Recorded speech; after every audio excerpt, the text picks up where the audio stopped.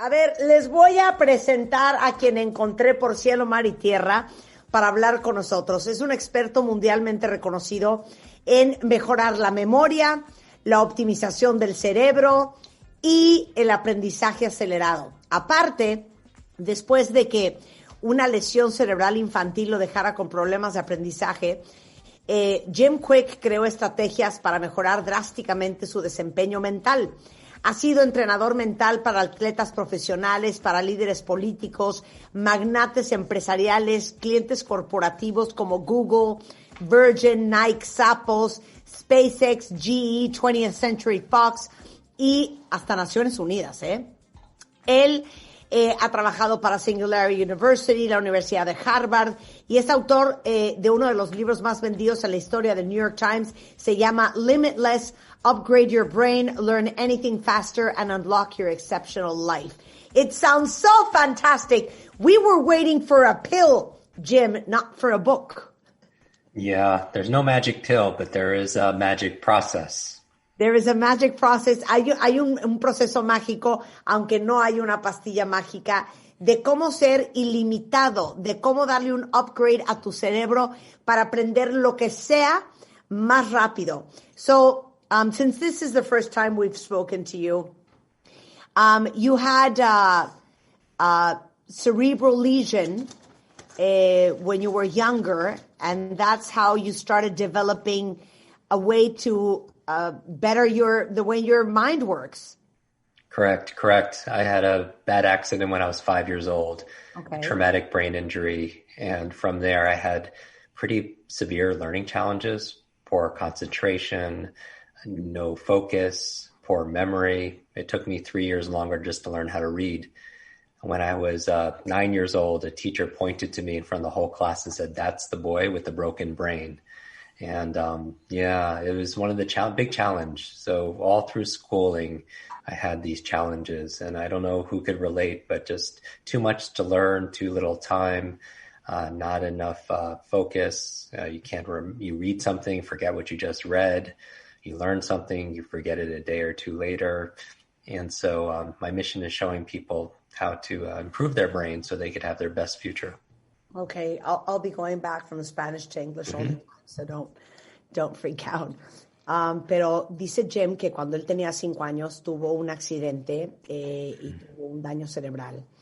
Y los siguientes años pasó con serios problemas de foco, de aprendizaje, de concentración, de atención. Se tardó 3 años más en aprender a leer. Y dice que nunca va a olvidar cuando un maestro dijo, y lo señaló en clase y dijo, ese es el niño que tiene el cerebro roto. Y fue tan difícil y tanto reto todo el proceso de aprendizaje escolar que decidió desarrollar este método, del cual les queremos hablar el día de hoy. So, thank you for sharing your story. And first of all, how do you strengthen your brain? Yeah. Many different ways. There's no such thing as a good or bad brain. There's a trained brain and an untrained brain. Your brain is like a muscle, and it's use it or lose it. Mm-hmm. And just like you want your muscles to be stronger, you want your body to be fitter, more agile, more flexible. I want your mental muscles to be stronger, more energized, more flexible, and more agile. And so, a number of things. And that's something we lose with age, you know? At least that's what I'm feeling. We could grow older, but in some ways we could grow better. That regardless of when people see me on stages, I'll memorize 100 people's name in an audience, or an audience will give me 100 numbers or different things to memorize, and I'll do that. But I always tell people I don't do this to impress you. I do this to express to you what's possible, because the truth is, everyone listening could do this, regardless of their age, their background, their education level, their gender, their personal history, their IQ. Everybody has the potential just when they train their mind.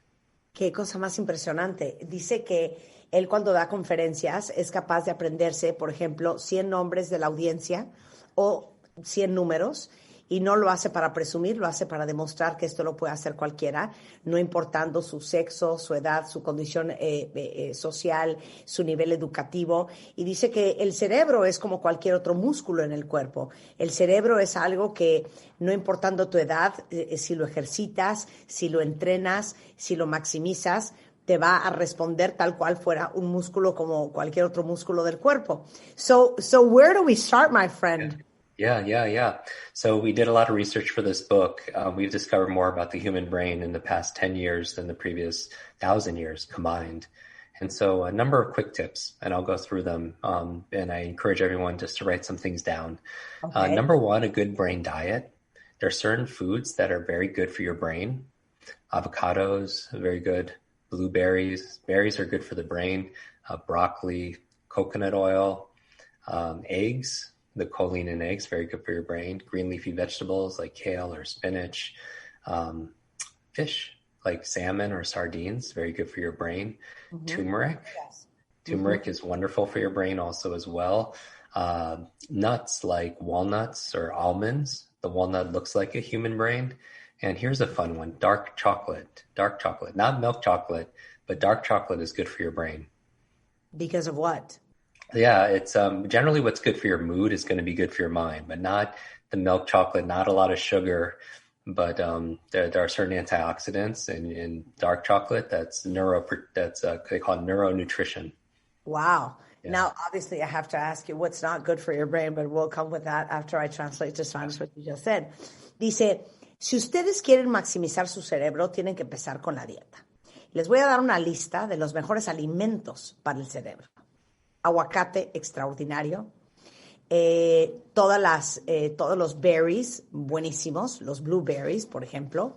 El kale, la col rizada. Las espinacas, todas las hojas verdes.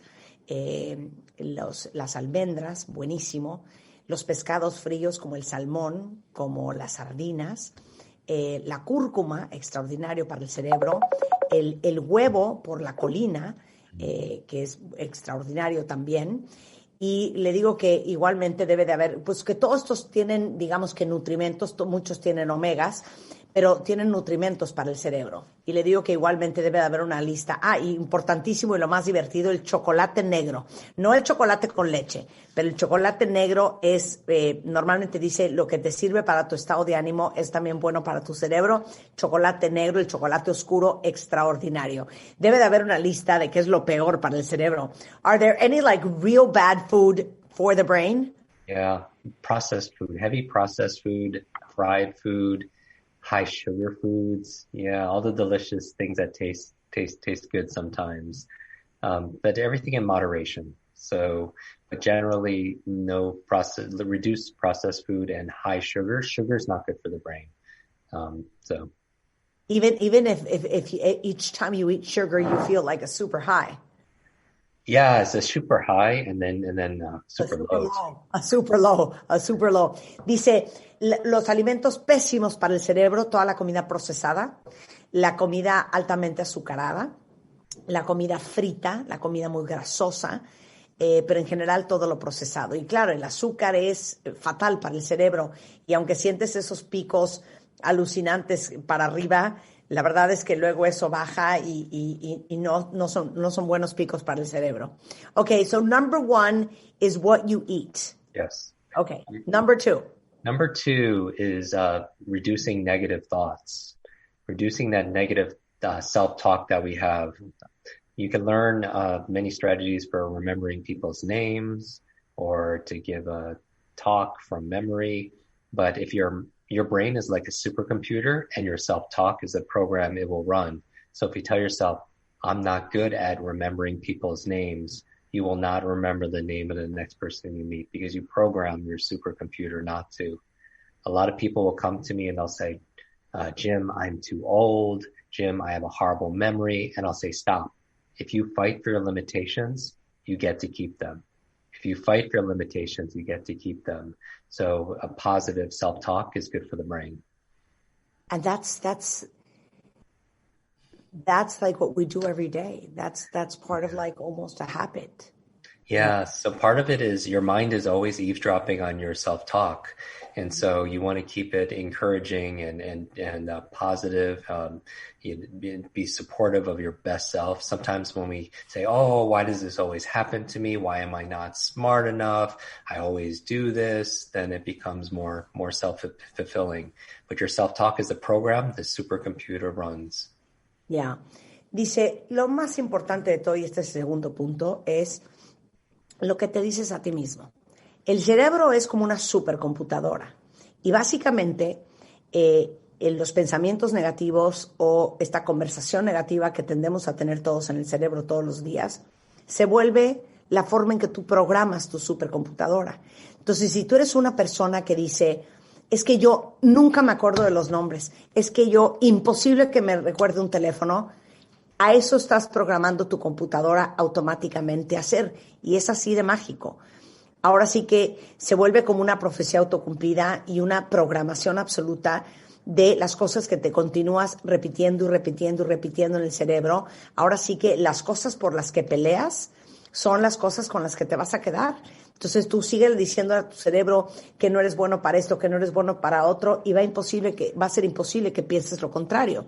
But that's what we tend to do. I mean, if you ask anybody, give me a list of 10 things that you're great at, it's going to be very difficult for them to write it. Mm-hmm. But if you ask somebody, tell me 10 things that you're really bad at, I mean, we can go even to 20 and 30. So it's almost like a habit. It's human nature. We tend to be negative and we always tend to have negative thoughts. Now, the question is, how do you change the way you talk to yourself, the way you think, to be in the positive, to be in the positive reinforcement? Oh, great question. Great question. Number one step is self-awareness. I believe self-awareness is a superpower. So first, being conscious that you do have this inner talk and being aware of what you're saying to yourself, because we can't change anything that we're not conscious of. So first step, be aware that you are having this talk. Next, catch yourself. And sometimes what you could do is when you catch yourself saying something negative, you could change it a little bit. Very small transformation. So for example, if somebody says, oh, I got to pick up the kids, or I got to work out, you change got to work out to get. I get to work out. I get to help my kids study. Something simple like if you say, I don't have a great memory, add a little word like yet at the end. I don't have a great memory yet. Fantastic. So it opens up more possibilities. So self-awareness. First, be aware that you do have self-talk. Second, when you say something that's not encouraging or more negative, maybe you could to change it in real time and say something more pleasing to your mind. A ver, le digo, sí, lo que pasa es que es como totalmente natural que el gran porcentaje de los pensamientos que tenemos en la ardillita de la cabeza son negativos, y de hecho te preguntan, haz una lista de las 10 cosas para las cuales eres bueno, y te costaría mucho más trabajo si te dijeran, dame una lista de las 10 o 20 o 30 cosas para las que no eres bueno. Lo tenemos siempre en la punta de la lengua, y dice, lo primero que tienes que hacer es volverte una persona mucho más autoconsciente, cacharte en esos momentos de esa conversación interna, cacharte esos momentos de habla negativa y sustituirlo por algo positivo. Dice, por ejemplo, cuando dices, hijo, tengo que ir a recoger a los niños al colegio, cámbialo por algo como get, o voy a ir a recoger a los niños al colegio, o puedo ir a recoger a los niños al colegio. O, por ejemplo, híjole, tengo que hacer este ejercicio esta mañana, cámbialo por voy a hacer ejercicio esta mañana. Y, por ejemplo, cuando dices, es que yo no soy bueno para recordar nombres, siempre agrégale al final todavía. No soy bueno para recordar nombres todavía. No soy bueno para matemáticas todavía. No soy bueno para aprender inglés todavía. Y entonces eso automáticamente abre el espectro de la posibilidad que tienes en el futuro de seguir dominando tu mente. There's a saying in English that I absolutely love, and I think that it applies to what we're talking about right now. Regarding children, they say, tell your children that they are what you want them to be. So what you're saying is tell your brain that it is what you want him to be. Exactly. Two most powerful words are words like I am, because they're very short, but whatever you put after that determines your life, your destiny.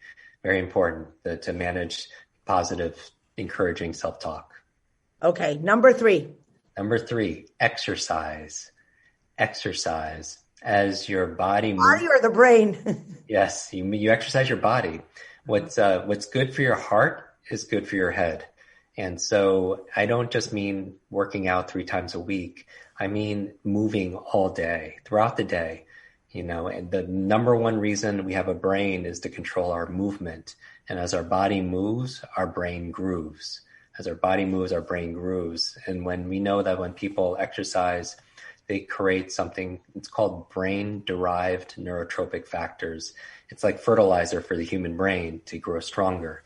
And so when you listen to an audiobook or a podcast or Spotify show and you're going for a brisk walk or you're on a bike or elliptical, you'll actually understand it and retain it better. So I would say sometimes we're behind screens all day and they say sitting is the new smoking, and no judgment, but it says it's not the healthiest for us to sit behind screens all day. Maybe every hour, take 5 minutes and just stretch, do some jumping jacks, get some fresh air, and move your body. Yeah. Dice, número 3, importantísimo el ejercicio. Cuando mueves tu cuerpo, pones a trabajar tu mente. Y lo que le hace bien a tu corazón, le hace bien a tu mente. Y básicamente hay una palabra que son cierta función que sucede en el cerebro cuando uno hace ejercicio, y no solamente está diciendo 3 veces a la semana, sino quiere decir estar constantemente en movimiento, porque cuando estás en movimiento, pones en movimiento también tu cerebro. Dicen que hoy en día la cantidad de horas que pasamos sentados es igual de nocivo que fumar. Y que desafortunadamente eso es lo que hacemos la mayoría. Entonces, ponerte en movimiento, estar activo, es espectacularmente beneficioso también para tu cerebro. Okay, number 4. Number 4, positive peer group. Being around happy, encouraging friends and people. An applause for that. You know what? I was talking about this like a couple of weeks ago on the radio show, and saying that many times you're surrounded by people, be it friends that you've had since kindergarten, and then you realize, why am I friends with this person that I've been carrying for the last 15 years when actually, we've grown apart, I don't even like her that much. Or, this obligation that you feel to have a very intimate and non-distant interaction with your family because it's your family. And to understand that having a non-toxic environment is so important for your well-being. Especially your mental well-being, your mental health.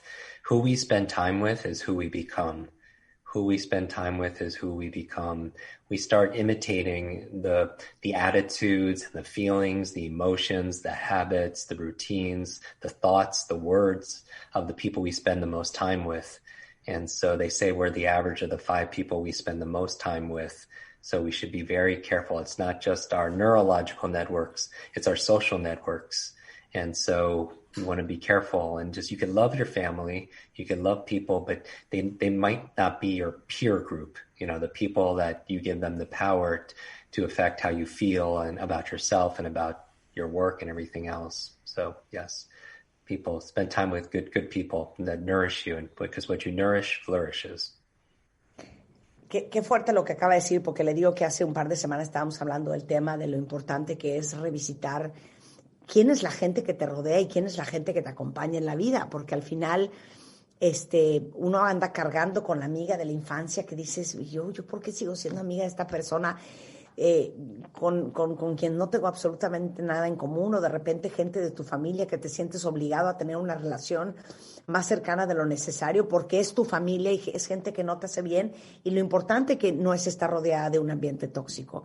Y dice él, me encanta lo que acaba de decir, que nosotros somos la suma, o más bien somos el promedio de las 5 personas que más cerca están de nosotros, y que al final tú eres quien te rodea, porque acabas copiando la forma en que hablan, te mimetizas con las palabras que usan, copias lo que sienten, copias sus rutinas, copias la forma en que hablan, copias lo que dicen, copias lo que sienten. Entonces, regreso a lo mismo. Uno es el promedio de las 5 personas más cercanas a ti. Por eso es tan importante cuidar no solamente tus conexiones neuronales, sino tus conexiones sociales y con quién te relacionas y qué tipo de ambiente te rodea, qué tipo de gente está a tu alrededor. ¿Tienes gente positiva o tienes gente negativa que lo único que hace es contaminarte y jalarte para abajo? Get that.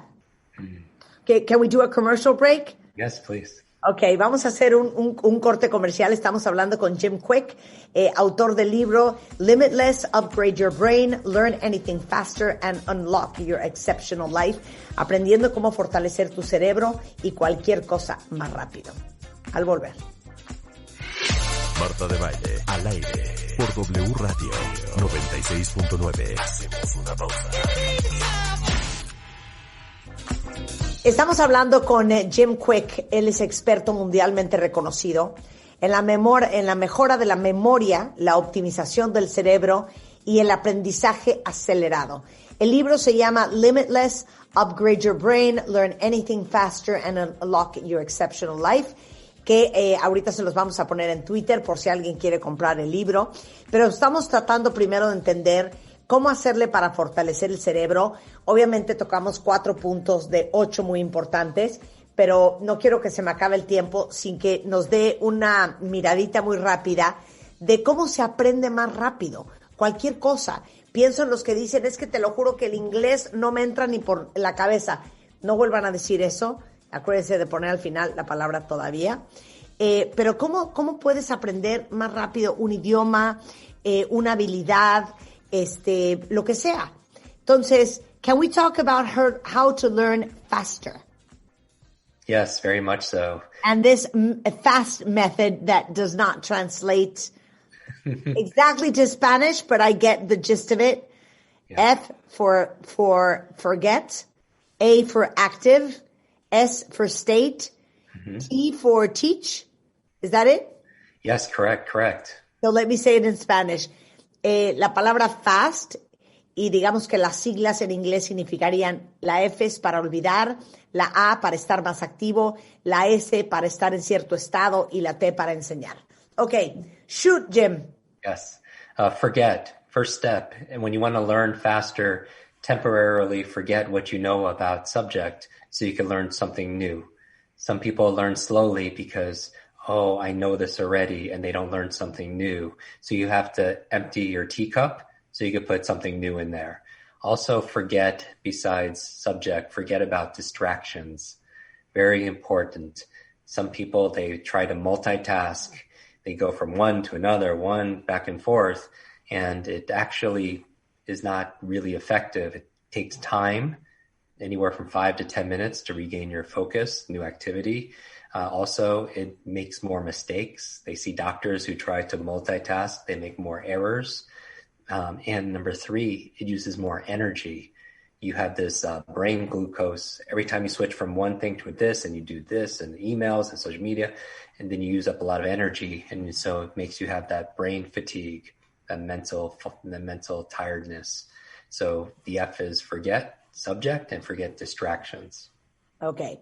Entonces la F significa olvida lo que sabes. Es como una taza de té. Necesitas vaciarla para poder llenarla de algo nuevo. Normalmente tendemos a decir, o yo ya sé esto, o a eso nunca le he sabido.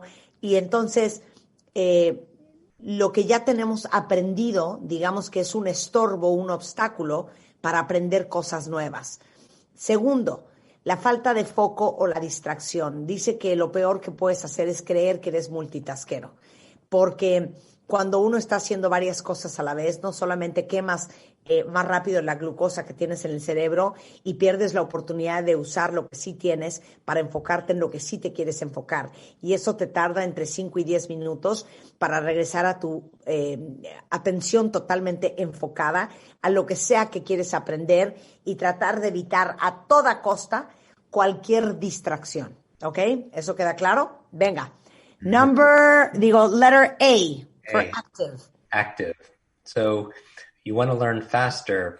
Learning, like life, is not a spectator sport. And so you want to be active. You can't learn very well just sitting there and being lectured to or just listening.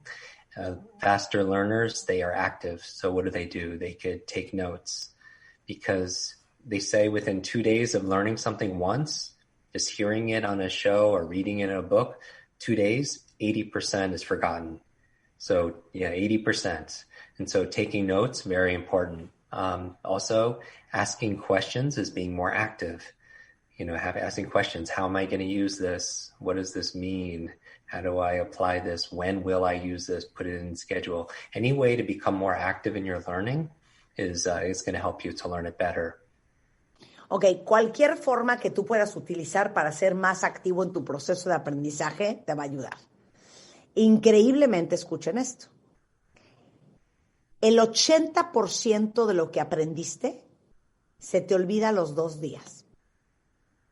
O sea, si ustedes el día de hoy están poniendo atención a este programa, si pasan 2 días, o sea, para el día miércoles, el 80% de lo que aprendieron hoy se les va a olvidar.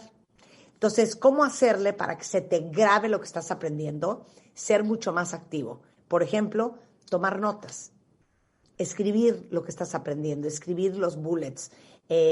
Otra cosa muy importante es pensar en ese momento qué significa esto para mí, cómo lo puedo aplicar, cómo haría una diferencia en mi vida,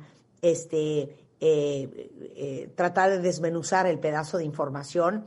O sea, ser más activo en la forma en que aprendes es mucho más eficiente para que no se te olvide el 80% de lo que se aprendiste 48 horas después. S for state. State means emotions or feelings. And the key to long-term memory is information. It by itself is forgettable, but information combined with emotion becomes unforgettable. And we know that information that we learn in schools, most of it we forgot. But when you tie information with emotion, it becomes long-term memory. So what I mean by state... Yeah, so for example, how many people listening have a song they can listen to and it takes them back to when they're a teenager? Because information combined with emotion becomes long-term memory. How many people it's a fragrance or a food, you take them back to when they were a child.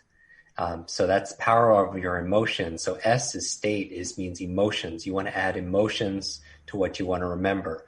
Because if people forgot something like in school, math, or periodic table in chemistry, most people, the state or emotions they felt was boredom. And if it's information times emotion, long-term memory, boredom, 0 to 10, 0. Anything times 0 is 0. And you wonder why we forget a lot of the things we learn because we're bored. So I would say to everyone listening, get yourself into a curious, playful, excited, emotional state, your feelings, because that will help you remember. So you could change the way you're sitting, you're breathing, smile on your face, thinking positive thoughts. Because if we learn something in a bored, stressed state, we're not going to remember it as much as something that we bring feeling to. No wonder I flunked math, chemistry, and physics. Now I understand everything. But this is so challenging for the educational system because the majority of children are bored in that classroom. Yeah. It's tough. And then they play video games and they remember the things that they give them happiness or pleasure. And I'm just saying that anything that teachers could do to make things more fun, more playful, more like games. But even as adults, we have to also control, like everybody right now should sit the way they be sitting or stand the way they say. If they're very interested and excited, and then automatically we sit different, everything. Just changing our physiology affects our psychology, how we feel. So I would say, if we can control how you feel a little bit more, because if you're bored, you won't, anything you're reading and you're bored, you won't retain any of it. So try to find curiosity. There's a Maya Angelou quote that says, she's a poet. She says, people will forget what you say. They'll forget what you did. They'll always remember how you made them feel, because we're not logical. We are emotional and biological. La S de fast tiene que ver con el estado en que estás cuando estás aprendiendo. Y esto lo amarra mucho a el tema de las emociones y los sentimientos. Y básicamente lo que está diciendo Jem es que cuando tú tienes una emoción positiva o un sentimiento positivo en tu proceso de aprendizaje, eso automáticamente como resultado trae aprendizaje y retención de lo que aprendiste a largo plazo. Sin embargo, si cuando tú estás aprendiendo lo amarras con una emoción, por ejemplo, de aburrimiento, no importa por dónde te quieran meter la información, no te va a entrar, no te vas a acordar porque estás aburrido.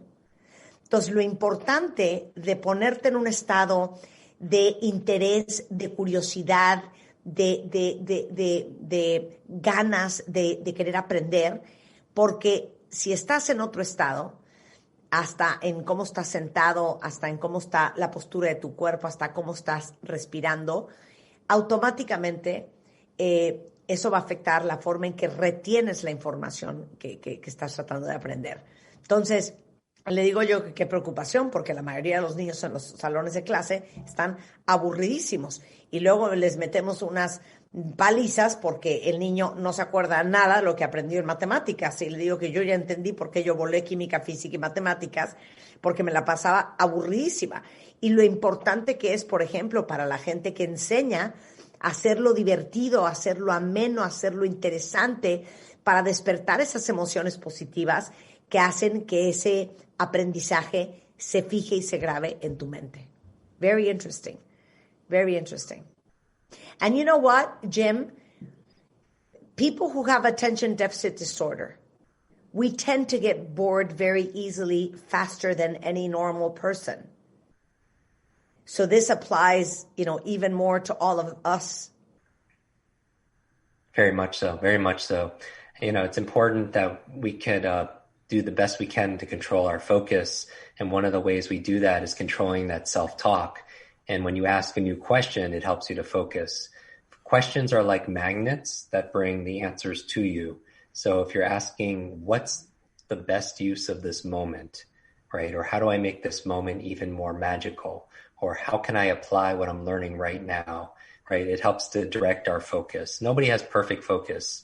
And it's very difficult now because we are driven to distraction with our devices. Every ring and ping and ding and app notification, social media alert, like, shares, comments, we're driven to distraction. So it's very important nowadays to practice little things to regain our focus. Little things like brushing your teeth with the opposite hand or eating with the opposite hand will force you to focus on an activity. And then focus is like a muscle. The more you use it, the better it gets. That's why things like meditation or focus activities could help also. But, you could be very successful with ADD. Also, a lot of very successful individuals have been diagnosed with ADD, ADHD, dyslexia, because they learn in different ways, and then it could be an advantage also. Wow. So everything in balance.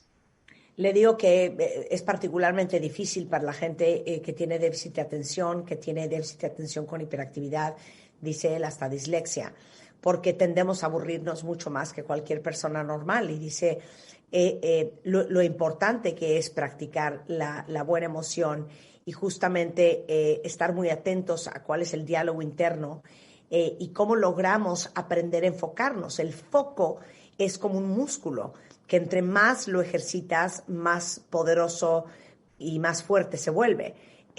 La gente que en el momento en que está aprendiendo se hace preguntas como, ¿para qué me está sirviendo esto? Pone en contexto lo que está aprendiendo, se hace preguntas, realmente logra meterse en el aprendizaje. Es gente que logra sostener su foco por un periodo mucho más largo, y lo importante que es aprender a trabajar con tu foco, porque eso es fundamental para el desarrollo de tu aprendizaje. And at last, the last one is a T, to teach, or E, to enseñar in Spanish. Mm-hmm. So I would say for everyone who wants to learn a subject or a skill faster, your intention matters. And when you learn with the intention of teaching somebody else what you just learned, will learn it better. When you teach something, you get to learn it twice. And they call it explanation effect. When you learn to explain to somebody else, if everybody had to talk about the keys to having, this amazing super brain, if they had to give a talk on next week about it, a presentation, they would focus better, they would take better notes, they would ask more questions, they would make it personal. And so learn with the intention of teaching, and you'll learn it better. So I always, after I learn something, I want to teach it right away so I learn it better. Of course. Siempre aprendan pensando y con la intención de enseñárselo a alguien más. Porque cuando tú le enseñas lo que aprendiste a alguien, lo aprendes 2 veces y se te graba mucho más fácil. Entonces, la próxima vez que estén aprendiendo algo, imagínense cómo se lo van a enseñar o cómo se lo van a explicar a alguien más. Dice él que cuando él aprende algo, le urge compartírselo a alguien más porque sabe que eso va a ayudarle a reforzar, grabarse ese aprendizaje y ahora sí que darle una repasada en su cerebro a lo que acaba de aprender. So, who should read the book? The book is for anybody who feels there's more inside. And it's for anybody who feels overloaded. Senior moments are coming too early. They get so distracted. They are memory loss, and they want to be better. Our brain, more people upgrade their phones, they upgrade their apps, they upgrade their computers, but they don't upgrade the most important technology, which is the human mind. And your brain is an amazing supercomputer, but it doesn't come with an owner's manual. So anybody who wants an owner's manual for their brain so they could have better focus, they could remember things better, they could read faster, and they could just be more peaceful, then this is the book for you. Any age, any stage of life. Dice, le digo, ¿para quién es este libro? Y me dice, mira, para cualquiera que quiera darle un upgrade a la supercomputadora que es su cerebro. No importando la edad, no importando el género, obviamente no importando ni el nivel educativo, todos los que quieran aprender a tener más foco y quieren aprender a aprender mejor y a sacarle el superpotencial que tiene esta supercomputadora que es el cerebro, todos ellos deberían de leer el libro. Y le quiero hacer una pregunta sobre los idiomas, porque creo que es uno de los grandes propósitos todos los años de todos. Y sé que muchos de ustedes siempre me han escrito, oye Marta, es que yo me muero por aprender inglés, pero te lo juro que no me entra. Acuérdense que ahí tienen que decir todavía. Pero quiero hablar específicamente con él de los idiomas. So before I let you go, Jim, I wanted to talk about learning languages. Because I know a lot of people in the audience has always said to me, oh, I'd love to speak fluent English, but really it's something that I just cannot. I just cannot. And I told them that they have to always add yet at the end of that sentence. But so how do you learn languages better? Yeah. Faster? So I'll give two suggestions that might be useful to learn English as a second language.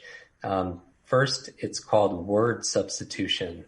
Technique is called word substitution. And what we do is we take a word that you want to remember and you break it down into a picture that helps you to remind you of that word. And then you add the definition. I'll give you an example, okay? So an English word like extol. Extol means to praise, right? And so I just picture extol.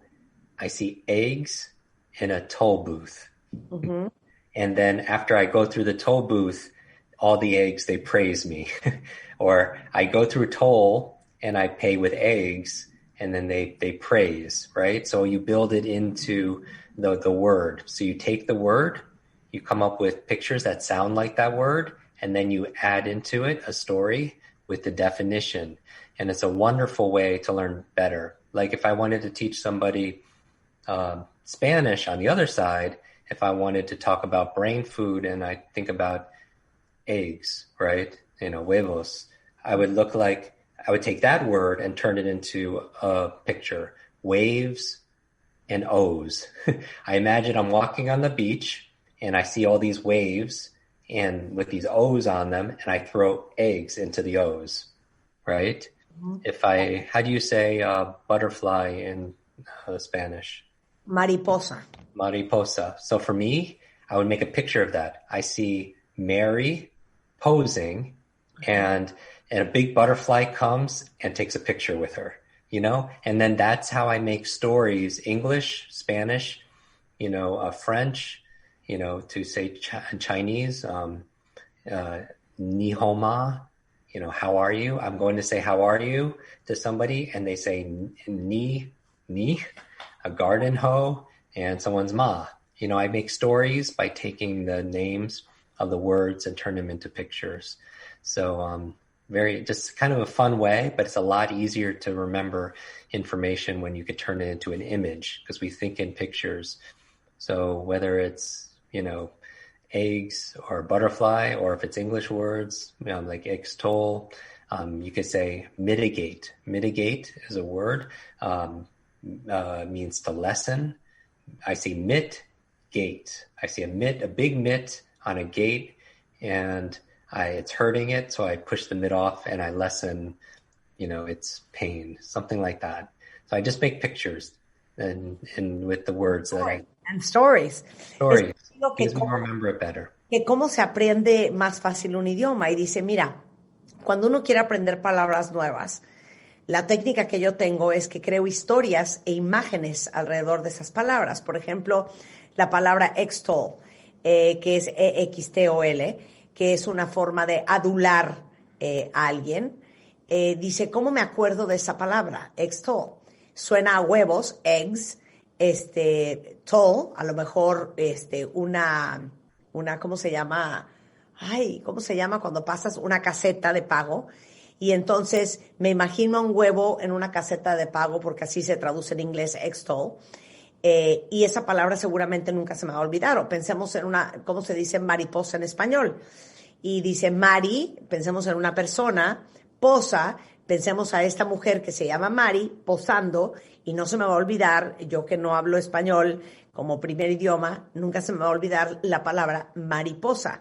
O cualquier otra palabra en cualquier otro idioma, creando imágenes y creando historias para que se te grabe esa información.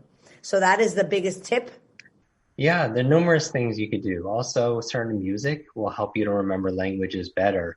When you're studying, you have the music in the background, not heavy metal or rap, but classical music, specifically of the Baroque era. It's Vivaldi, Handel. It's 60 beats per minute, and that harmonizes with the resting heart rate. So if you play some classical music in the background while you're studying your language, you'll learn it much better.